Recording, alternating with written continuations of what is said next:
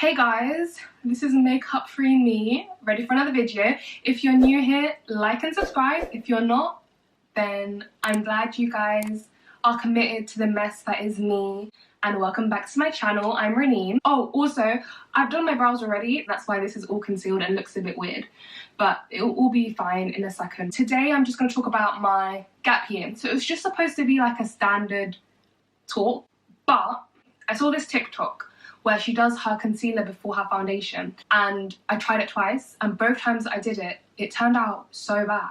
So like a normal person would just not do it again. Not me. I don't see how you can hate from outside of the club. You can't even get in. Basically, this is not gonna be a makeup channel. I just want to make that very clear. My makeup is very basic.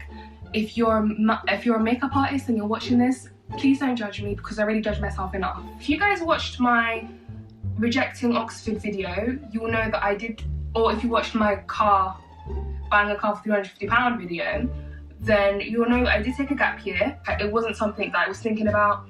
I didn't think, oh, I'm gonna travel to a poor country in Africa, build a school and then post it on Instagram. No, I just stayed in London. But I don't think you need to have a planned gap year to have a good gap year, and that's basically what I'm saying. Because you really don't lose anything from taking a gap year. Unis don't use it against you. You have some time for yourself. You don't have to worry about exams. I'm not gonna lie, A-levels are intense. Like, if you did A-level maths, that's enough to take a gap year. Like, honestly, A-level maths for me was so rough. But yeah, so the very first thing I did on my gap year was buy a car that ruined my life. The second thing I did was get a job. I applied for a job in Harrods, which is a department store in London. I literally got it because I speak Arabic, and like most of the customers there are Arab. She did say that you'll end up looking like you put your face in a bag of flour. So by the looks of it, I'm on the right track. You're going to look like you just dumped your face in a bag of flour. That's okay. How am I contouring with my finger? Dear God, what have I become? Oh no. Oh. Oh. Why am I shocked? I'm doing this and each time I'm still shocked. Oh my God. The thing is, it's so embarrassing contouring my forehead because I have so much forehead. Dear Allah. You learn what you like and what you don't like in the working world. So I learned straight away that I didn't like retail. I like talking to people, not the customers, my workmates. I didn't have the patience for customers.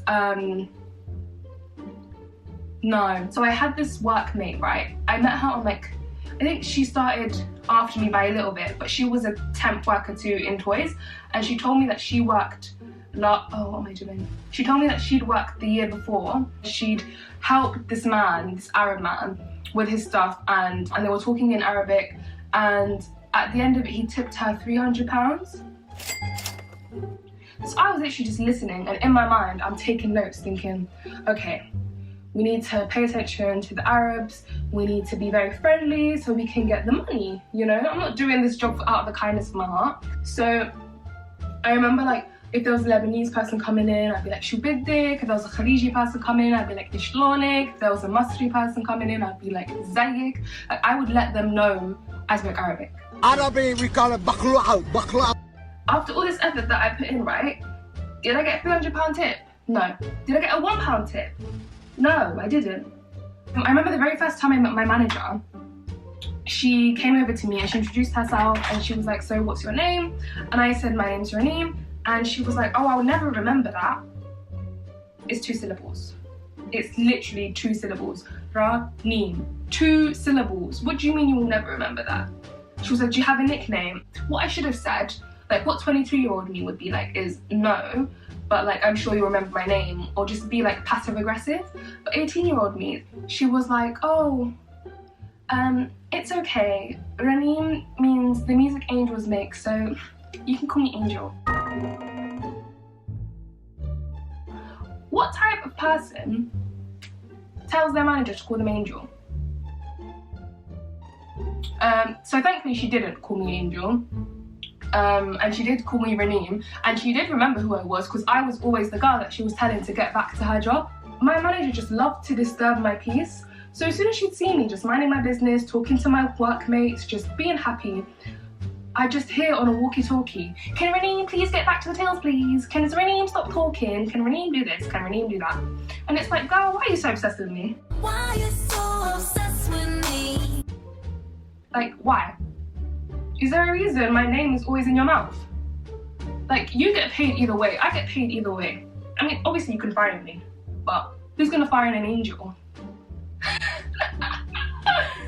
It's character development. It is character development. That's the only way I can explain it. You know what the most jarring thing was about working retail as your temp worker? I literally had a report card, like in school.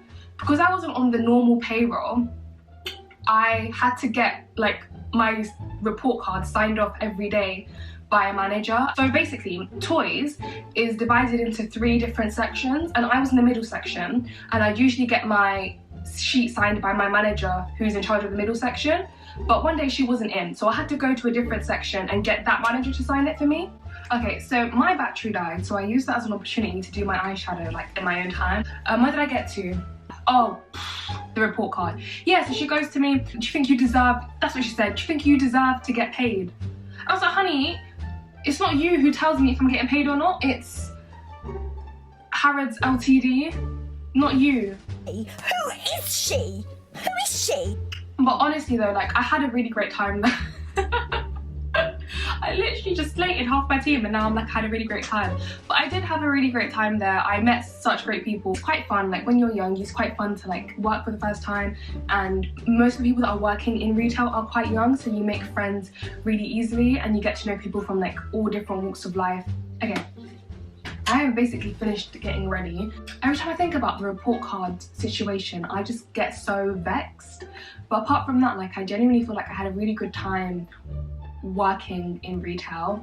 But it also gave me like working in retail and like having a gap year, having some time to myself to relax and think about what I want to do in life, because life moves so fast. So to have the gap year to kind of just breathe and think, what do I actually want to do with this life? During my gap year, I went through so many different phases. So my first phase was, I don't want to go to uni. After that, I wanted to run my own nail business. I learned how to do acrylics on my own.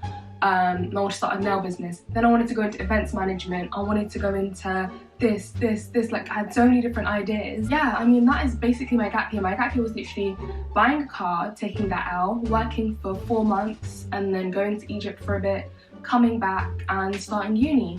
I sat with this Pixie rose water thing. Why am I gonna sit at 3 AM in the morning? Because I'm a mug. Oh, that's one of my eyes.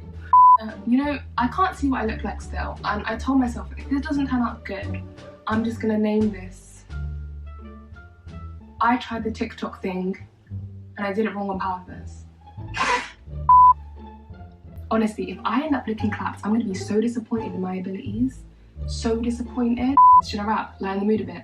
Many things on my mind, executive deals online, limited amount of time. So basically, my camera battery died in the middle of my rap and I feel like it was a cry for help.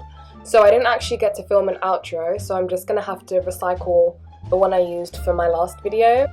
If you enjoyed, like and subscribe. Even if you didn't, subscribe, because I will have more content coming soon. I have very exciting things coming that I'd love to share with you guys. Please subscribe, and yeah, stay blessed guys, don't play yourself, and yeah, see you in the next video.